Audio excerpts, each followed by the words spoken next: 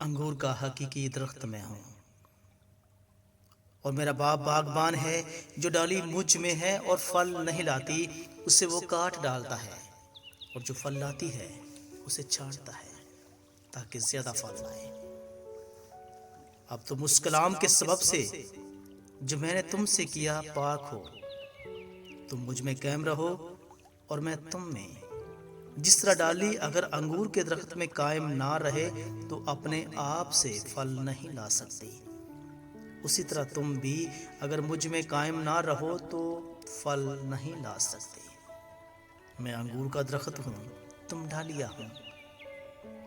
جو مجھ میں قائم رہتا ہے اور میں اس میں، وہی بہت پھل لاتا ہے، کیونکہ مجھ سے جدا ہو کر تم کچھ نہیں کر سکتے۔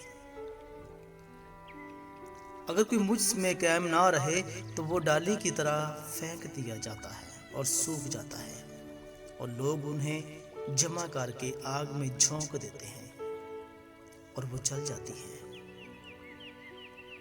اگر تم مجھ میں قائم رہو اور میری باتیں تم میں قائم رہیں تو جو چاہو مانگو وہ تمہارے لیے ہو جائے گا۔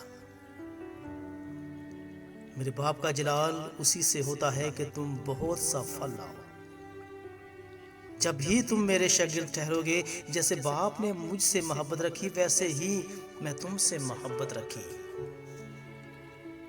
تم میری محبت میں قائم رہو۔ اگر تم میرے حکموں پر عمل کرو گے تو میری محبت میں قائم رہو گے، جیسے میں نے اپنے باپ کے حکموں پر عمل کیا اور اس کی محبت میں قائم ہوں۔ میں نے یہ باتیں اس لیے تم سے کہیں کہ میری خوشی تم میں ہو اور تمہاری خوشی پوری ہو جائے۔ میرا یہ حکم ہے کہ جیسے میں نے تم سے محبت رکھی تم بھی ایک دوسرے سے محبت رکھو۔ اس سے زیادہ محبت کوئی شخص نہیں کر سکتا کہ اپنی جان اپنے دوستوں کے لیے دے دے۔ جو کچھ میں تم کو حکم دیتا ہوں اگر تم اسے کرو گے تو میرے دوست ہو۔ اب سے میں تمہیں نوکر نہ کہوں گا، کیونکہ تم نوکر نہیں جانتا کہ اس کا مالک کیا کرتا ہے، بلکہ تمہیں میں دوست کہا ہے، اس لیے کہ جو باتیں میں نے اپنے باپ سے سنی وہ تم سب کو بتا دی۔ تم نے مجھے نہیں چنا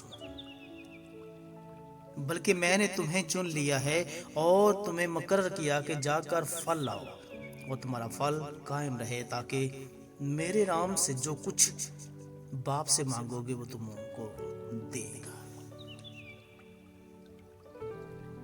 میں تم کو ان باتوں کا حکم اس لیے دیتا ہوں کہ تم ایک دوسرے سے محبت رکھو۔